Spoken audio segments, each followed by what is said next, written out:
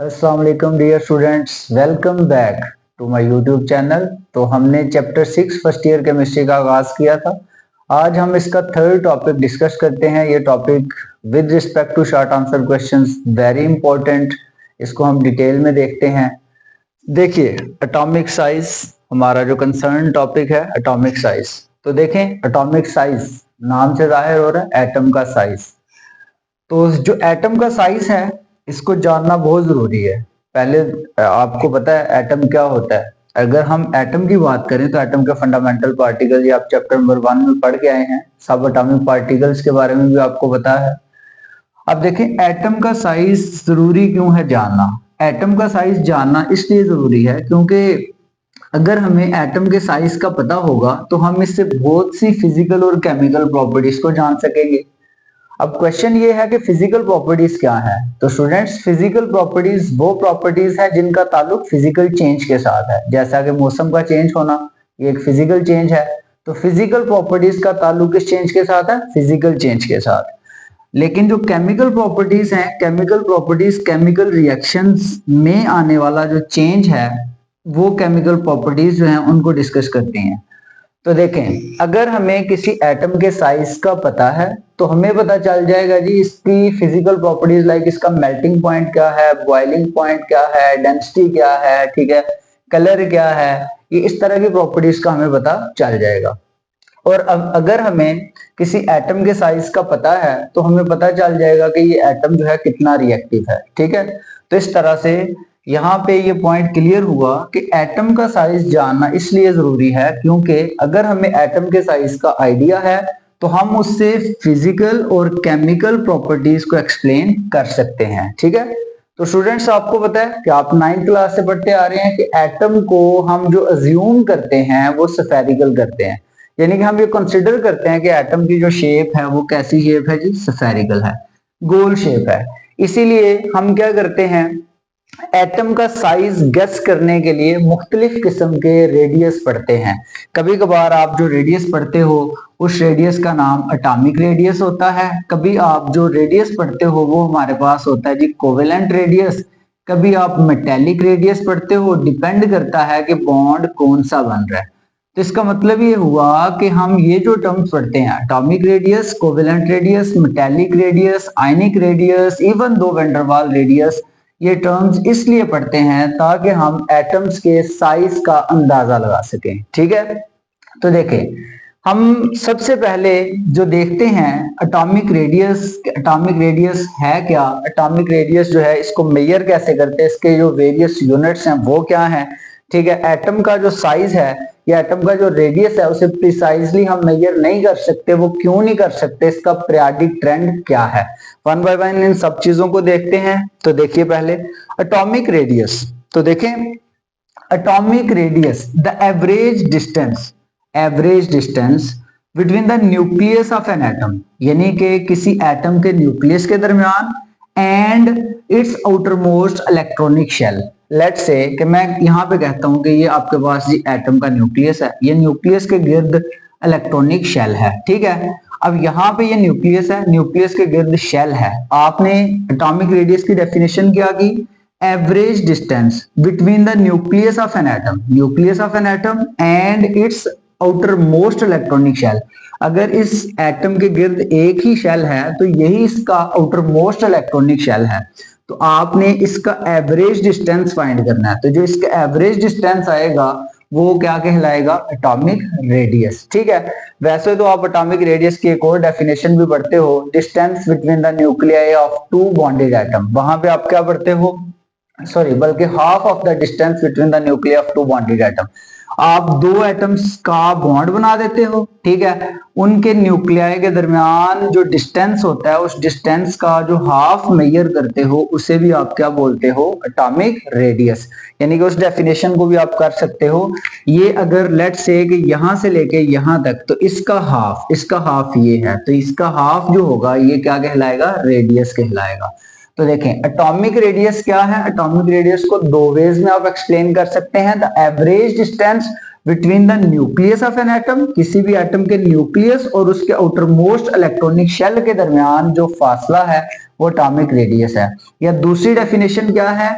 half of the distance between the nuclei of two bonded atom, ये भी क्या कहलाता है, एटॉमिक रेडियस।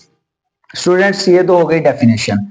अब हम चलते हैं जी, एटॉमिक रेडियस को हम मेजर कैसे करते हैं। तो एटॉमिक रेडियस को मेजर हम एक्सरे स्टडी से कर सकते हैं या हम टेक्निक्स यूज करते हैं। उन टेक्निक का नाम है स्पेक्ट्रोस्कोपिक टेक्निक्स। फर्स्ट चैप्टर में आप जो है वो स्पेक्ट्रोमेट्री आपने पढ़ा था। स्पेक्ट्रोस्कोपिक टेक्निक्स केमिस्ट्री में कुछ होती हैं, उन टेक्निक्स के थ्रू हम जो है वो किसी भी एटम का जो रेडियस है या साइज है उसको मेजर कर सकते हैं। अब एटम का रेडियस मेजर करने के लिए हम वेरियस यूनिट यूज करते हैं। उन यूनिट्स में हम पहले नंबर पे पिकोमीटर यूज करते हैं, फिर हमारे पास होता है नैनोमीटर और लास्ट थर्ड वन जो है वो क्या है, एंगस्ट्रॉम है। 1 पिकोमीटर 10⁻⁻12, नैनोमीटर 10⁻⁻9 मीटर के इक्वल है और 1 एंगस्ट्रॉम 10⁻⁻10 मीटर के इक्वल है। ये बातें आपको पता है। अब स्टूडेंट्स इस टॉपिक का one of the important short answer question, ये आपसे अक्सर एग्जाम में पूछा जाता है कि आपने ये तो कह दिया, एटॉमिक रेडियस को डिफाइन तो कर दिया, average distance between the nucleus and outer most electronic shell, लेकिन एटॉमिक रेडियस जो हम फाइंड कर लेते हैं क्या ये प्रिसाइज है, क्या ये एक्यूरेट है? तो स्टूडेंट्स याद रखें कि हम कभी भी किसी एटम का एटॉमिक रेडियस प्रिसाइजली मेजर नहीं कर सकते। अगर हम प्रिसाइजली मेजर कर सकते होते तो हम यहाँ पे इसकी डेफिनेशन लिखते हुए वर्ड एवरेज ना लगाते, सही है। इसलिए आपने ये याद रखना है कि किसी भी एटम का रेडियस जो है वो हम प्रिसाइजली या एक्यूरेटली मेजर नहीं कर सकते। अब प्रिसाइजली या एक्यूरेटली किसी भी एटम का रेडियस क्यों नहीं मेजर कर सकते, उसकी क्या रीजन है? तो पहली रीजन आपने याद रखनी है कि there is no sharp boundary of an atom, यानी कि जिस तरह आप क्रिकेट का मैच खेलते हैं तो जो 6 हो गया, जिसकी बाउंड्री है वो स्पेसिफिक बाउंड्री है। यहाँ पे एटम की कोई खास बाउंड्री नहीं होती, एटम की कोई खास हद नहीं होती कि एटम का साइज इतना है, इसने यहाँ तक ही रिस्ट्रिक्टेड रहना है, ऐसा नहीं है। There is no sharp boundary of an atom, atom का कोई खास अहाता नहीं है, कोई खास हद नहीं है। The probability of finding an electron never become exactly zero even at large distance from the nucleus, यानी कि न्यूक्लियस से हम चाहे जितनी मर्जी दूर चले जाएं तो इलेक्ट्रॉन के पाए जाने के चांसेस कभी भी जीरो नहीं होते, ठीक है।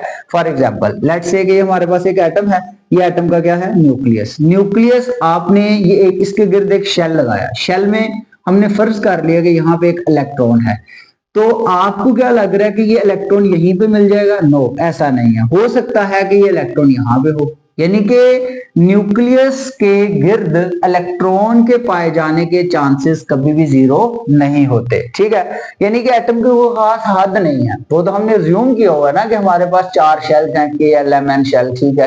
के में कितने इलेक्ट्रॉन, एल एम एन, और सब शेल्स वगैरह हैं, ऑर्बिटल्स हैं, चैप्टर 5 में पढ़ चुके हैं आप लोग। लेकिन अब देखें, अगर तो हमें पता हो जी इस एटम की इतनी बाउंड्री है, अब इतनी बाउंड्री है तो एटॉमिक रेडियस तो ऑटोमेटिकली हम मेजर कर लेंगे। लेकिन मैंने क्या कहा है कि एटम की कोई खास बाउंड्री नहीं होती, कोई शार्प बाउंड्री नहीं है। तो फिर जब शार्प बाउंड्री नहीं है तो इसका मतलब है कि इलेक्ट्रॉन के पाए जाने के जो चांसेस हैं वो कभी भी जीरो नहीं हो सकते। तो जब जीरो नहीं हो सकते तो फिर हम एटम का साइज भी प्रिसाइजली मेजर नहीं कर सकते। दूसरी वजह यह है कि electronic probability distribution is affected by neighbouring atom, यानी कि फॉर एग्जांपल ये 2 बॉन्डेड एटम है, इसका भी इलेक्ट्रॉन यहाँ पे है, इसका भी इलेक्ट्रॉन यहाँ पे है। एक एटम के जो इलेक्ट्रॉनिक क्लाउड है उसको उसका जो नेबरिंग एटम है उसका इलेक्ट्रॉनिक क्लाउड क्या करता है, डिस्टर्ब करता है। यानी कि इलेक्ट्रॉनिक प्रोबेबिलिटी डिस्ट्रीब्यूशन को इफेक्ट कौन करता है, उसका नेबरिंग एटम, ठीक है। मतलब ये है कि नेबरिंग एटम कैसे इफेक्ट कर सकता है, हमसाया कैसे तंग कर सकता है। ये इलेक्ट्रॉन और इलेक्ट्रॉन के दरमियान रिपल्शन होगी, ये बजाय एक दूसरे के करीब आने के एक दूसरे से दूर चले जाएंगे। जब एक दूसरे से दूर चले जाएंगे हम तो ज्यूम करे बैठे हैं कि जनाब ये इसका साइज यहाँ तक है, इसका साइज यहाँ तक है, लेकिन होता ऐसा नहीं है। जब इलेक्ट्रॉनिक प्रोबेबिलिटी डिस्ट्रीब्यूशन को नेबरिंग एटम इफेक्ट करता है तो हो सकता है कि ये एटम दोनों के दरमियान हम ये फर्ज करके बैठे होंगे ये यहाँ पे है, ये दूसरा एटम यहाँ पे है। हो सकता है दोनों रिपल्शन की वजह से एक दूसरे से दूर चले जाएं। अब जब रिपल्शन की वजह से दूर जाएंगे तो दोनों एटम के न्यूक्लियाई के दरमियान जो डिस्टेंस है वो भी क्या हो जाएगा, इंक्रीज हो जाएगा। जब इंक्रीज हो जाएगा तो पहले जो आपके पास रेडियस आ रहा था, डायमीटर आ रहा था, डायमीटर आ रहा था, रेडियस आ रहा था, रेडियस आ रहा था, वो डिफरेंट आ रहा था। अब डायमीटर या रेडियस डिफरेंट आएगा। तो इलेक्ट्रॉनिक प्रोबेबिलिटी डिस्ट्रीब्यूशन को कौन इफेक्ट करता है, नेबरिंग एटम। ठीक है स्टूडेंट्स, अब थर्ड एंड लास्ट थिंग इसमें हम पढ़ते हैं पीरियोडिक ट्रेंड, कि आपके पास एटॉमिक रेडियस का पीरियोडिक ट्रेंड क्या है। पीरियोडिक ट्रेंड की जब भी मैं बात करूंगा तो आपने दो बातों का ध्यान रखना है, अक्रॉस द पीरियड, ठीक है, एंड अलोंग द ग्रुप। तो पहले मैं जो बात करूंगा वो करूंगा अक्रॉस द पीरियड, यानी कि हमने देखना है अक्रॉस द पीरियड, यानी कि पीरियड में आपको पता है कि हम मूव करते हैं from left to right, left to right move करते हैं, लेफ्ट टू राइट मूव करते हैं। अब हमने देखना है कि जब हम लेफ्ट टू राइट मूव करते हैं पीरियोडिक टेबल में तो एटम का साइज इंक्रीज करता है या डिक्रीज करता है। तो आपने याद रखना है कि लेफ्ट टू राइट मूव करते हुए एटम का साइज डिक्रीज होता है। एटम का साइज क्या होता है, डिक्रीज। तो जब एटम का साइज डिक्रीज होगा तो ऑफ कोर्स जो आपके पास एटॉमिक रेडियस है वो भी क्या हो जाएगा, डिक्रीज हो जाएगा। सही है। अब इसकी क्या वजह है, आपके जहन में आना चाहिए कि व्हाट इज द रीजन कि एटॉमिक साइज जो है वो लेफ्ट टू राइट मूव करते हुए डिक्रीज हो रहा है या एटॉमिक रेडियस डिक्रीज हो रहा है। तो बड़ी वाज़ेह आपके सामने रीजन है। मैं ना आपको पीरियोडिक टेबल के सेकंड ग्रुप की एग्जांपल देता हूं। उसमें आपके पास जो सेकंड पीरियड है ना पीरियोडिक टेबल का, उसके एलिमेंट हैं ये आपके पास lithium, beryllium, boron, carbon, nitrogen, oxygen, fluorine, neon. Students देखिए इसका एटॉमिक नंबर कितना है, 3, 4, 5, 6, 7, 8, 9, 10। ओके, अब मैं इन दो एटम्स का आपके सामने स्ट्रक्चर ड्रा करता हूं। लिथियम का स्ट्रक्चर देखिए, एटॉमिक नंबर 3 है, इट मींस इसके न्यूक्लियस में प्रोटॉन कितने होंगे, 3, और इसके शेल्स में इलेक्ट्रॉन कितने होंगे, 3। अगर नियॉन आखिर वाले एटम की बात कर लेते हैं, ये तो खैर स्टेबल भी होता है। चलिए फ्लोरीन की बात कर लेते हैं। फ्लोरीन का एटॉमिक नंबर कितना है, 9, इसके न्यूक्लियस में प्रोटॉन कितने होंगे, 9, और इलेक्ट्रॉन कितने होंगे, 9। ओके, आप जरा ध्यान देना है, यहाँ पे ये न्यूक्लियस है, सही है। अब न्यूक्लियस के गिर्द पहला शेल है और ये दूसरा शेल है। पहले शेल में कितने इलेक्ट्रॉन आते हैं, 2। पहले शेल का नाम क्या है, के शेल। दूसरे के लिए बचा कितना, 1 इलेक्ट्रॉन, क्योंकि टोटल इलेक्ट्रॉन कितने थे, 3, तो 2 तो फिल कर दिए। तो दूसरा एल शेल जो है उसके लिए कितने इलेक्ट्रॉन बचे, 1। तो आपके पास ये एटम का स्ट्रक्चर आ गया। ठीक है, और इसके न्यूक्लियस में जो प्रोटॉन है वो कितने प्रोटॉन है, 3 प्रोटॉन है। फ्लोरीन की बात करते हैं, उसका साइज, उसका जो एटॉमिक स्ट्रक्चर है वो ड्रा करते हैं। दरमियान में न्यूक्लियस, न्यूक्लियस के गिर्द पहला शेल, दूसरा शेल। तो स्टूडेंट्स पहले शेल को के शेल कहते हैं, इसमें कितने इलेक्ट्रॉन, 2, मैक्सिमम आ 2 सकते हैं। दूसरा जो शेल है एल शेल, उसमें मैक्सिमम इलेक्ट्रॉन अकोमोडेट हो सकते हैं 8, बट हमारे पास अब 8 तो है नहीं, 7 हैं, तो हम 7 की फिलिंग कर देते हैं। 2 2 4, 2 6 और 1 7। ठीक है, अब देखिए इसके न्यूक्लियस में जो प्रोटॉन है वो कितने प्रोटॉन है, 7। इधर कितने थे, 3 प्रोटॉन, इधर कितने थे, 7 प्रोटॉन। अब देखिए इधर पॉजिटिव चार्ज कितना है, +3, इधर नेगेटिव चार्ज कितना है, -3, इधर पॉजिटिव चार्ज कितना है, +7, और नेगेटिव चार्ज कितना है, -7। बताइए मुझे अट्रैक्शन किधर ज्यादा होगी, ऑफ कोर्स जिधर चार्जेस ज्यादा हैं। इसका मतलब है इधर अट्रैक्शन ज्यादा है। जब इधर अट्रैक्शन ज्यादा है तो एटम का साइज क्या हो जाएगा, रिड्यूस हो जाएगा। जब एटम का साइज रिड्यूस होगा तो देखें ये लेफ्ट साइड पे था, लेफ्ट साइड पे 3 प्रोटॉन थे, 3 इलेक्ट्रॉन थे, अट्रैक्शन कम थी। अट्रैक्शन कम होने की वजह से यहां पे एटम का साइज लार्ज था, लेकिन यहां पे न्यूक्लियस में 7 प्रोटॉन थे, न्यूक्लियस के गिर्द 7 इलेक्ट्रॉन थे, अट्रैक्शन ज्यादा थी। अट्रैक्शन ज्यादा होने की वजह से यहां पे क्या था, एटम का साइज रिड्यूस हो गया। तो इसका रेडियस ज्यादा होगा और इसका रेडियस क्या होगा, कम होगा। ठीक है, एक और बड़ी रीजन आपने याद रखनी है कि जब हम पीरियड में मूव करते हैं लेफ्ट टू राइट तो शील्डिंग इफेक्ट क्या रहता है, सेम रहता है। ठीक है, तो स्टूडेंट्स एक और बात याद रखिए, यहां पे ये तो हमने बात की है अक्रॉस द पीरियड, अब हम बात करते हैं अलोंग द ग्रुप। ठीक है, तो अलोंग द ग्रुप आप लोगों ने बात याद रखनी है कि अलोंग द ग्रुप का मतलब है कि टॉप टू बॉटम। हम जब टॉप टू बॉटम मूव करते हैं किसी भी ग्रुप में, आप किसी भी ग्रुप की बात कर लें, चाहे ग्रुप फर्स्ट ए है, सेकंड ए है, तो एटम का साइज इंक्रीज होता है। क्या कह रहा हूं मैं, एटम का साइज इंक्रीज होता है। तो जब एटम का साइज इंक्रीज होगा तो आपके पास एटम का जो रेडियस है वो भी क्या हो जाएगा, इंक्रीज हो जाएगा। अब इसकी क्या वजह है, इसकी वजह बहुत कॉमन है और आप लोग जानते भी हैं, जैसा जैसे हम टॉप टू बॉटम मूव करते हैं तो शेल्स की तादाद में इजाफा होता है। शेल्स की तादाद में क्या होता है, इजाफा होता है, ठीक है। दूसरे नंबर पे न्यूक्लियस और इलेक्ट्रॉन के दरमियान अट्रैक्शन कम होती है। जब न्यूक्लियस और इलेक्ट्रॉन के दरमियान, वैलेंस शेल में मौजूद इलेक्ट्रॉन के दरमियान अट्रैक्शन कम होगी तो एटम का साइज ऑटोमेटिकली बढ़ जाएगा, ठीक है। तीसरी बात, यहाँ पे शील्डिंग इफेक्ट जो है वो भी क्या होता है, इंक्रीज होता है। शील्डिंग इफेक्ट में क्या होना है, इंक्रीज होना है। अब मैं आपको मिसाल दे दूं, फॉर एग्जांपल आपको पता है आली ने गिर से फरियाद, hydrogen, lithium, sodium, potassium, rubidium, caesium, francium, group number first एक ये एलिमेंट है। लिथियम की बात कर लो तो लिथियम जो है उसका चूंकि एटॉमिक नंबर कितना है, 3, तो लिथियम का जब एटॉमिक नंबर 3 है तो उसका जो स्ट्रक्चर बनेगा, उसके न्यूक्लियस में 3 प्रोटॉन होंगे, ये पहला शेल, ये दूसरा शेल, पहले शेल में 2 इलेक्ट्रॉन, दूसरे में 1। सोडियम की बात करता हूं, सोडियम का एटॉमिक नंबर कितना है, ये लिथियम के लिए बनाया मैंने। सोडियम का एटॉमिक नंबर, सोडियम का जो सिंबल है Na और 11 एटॉमिक नंबर। इसका स्ट्रक्चर ड्रा करते हैं, कितने प्रोटॉन होंगे इसके न्यूक्लियस में, 11। पहला शेल कितने इलेक्ट्रॉन, 2। दूसरा शेल कितने इलेक्ट्रॉन, दूसरे शेल में आ सकते हैं 8, तो 8 आ गए। तीसरा शेल बनाने की जरूरत पड़ी, यस भाई, 2 और 8 10, हमारे पास तो 11 इलेक्ट्रॉन है, तो 11वां इलेक्ट्रॉन फिल करने के लिए एक शेल की जरूरत पड़ गई, एक इलेक्ट्रॉन यहाँ पे आ गया, सही है। अब देखो यहाँ पे शेल कितने थे, 2, यहाँ पे शेल कितने हैं, 3, तो आप यहाँ पे डिटरमिन कीजिएगा रेडियस, ये न्यूक्लियस है यहाँ तक रेडियस, और इस रेडियस का कंपैरिजन करें, ये रेडियस कम है, ये रेडियस ज्यादा है, तो बड़ी वजह क्या बनी कि यहाँ पे आपके पास शेल्स की तादाद में इजाफा हुआ है। यहाँ शेल कितने थे, 2, यहाँ शेल कितने हैं, 3, तो शेल की तादाद में इजाफा हुआ।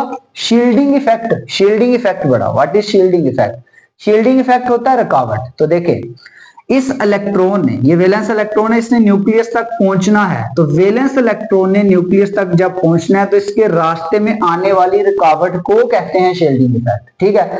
तो इस इलेक्ट्रॉन ने जब न्यूक्लियस तक पहुंचना है तो भाई रुकावट एक है, क्यों, कौन सी रुकावट है, ये वाला शेल। तो यहाँ पे अगर एक इलेक्ट्रॉन है तो सर उसने पहुंचना है जब इधर इस न्यूक्लियस में, तो रास्ते में रुकावटें कितनी आई, रास्ते में रुकावटें 2 आई, हर्डल्स कितने आए, 2। यहाँ पे आपके पास शील्ड्स हैं 2, शील्ड्स 2, यहाँ पे शील्ड 1, ठीक है। तो शील्डिंग इफेक्ट बढ़ा, यस, शील्डिंग इफेक्ट भी बढ़ा। इसका मतलब क्या हुआ, मतलब ये हुआ कि जैसे जैसे हम मूव करते हैं टॉप टू बॉटम तो एटम का साइज क्या होता है, इंक्रीज। तो एटम का साइज इंक्रीज होने की वजह से एटम का रेडियस भी हो जाता है इंक्रीज, ठीक है। शील्डिंग इफेक्ट क्या है वो मैं आपको बता चुका हूं। ये हमारा था ये आज का टॉपिक, होपफुली आपने अंडरस्टैंड किया होगा। अगर कोई क्वेश्चन होगा तो आप कमेंट सेक्शन में पूछ सकते हैं। अल्लाह हाफिज।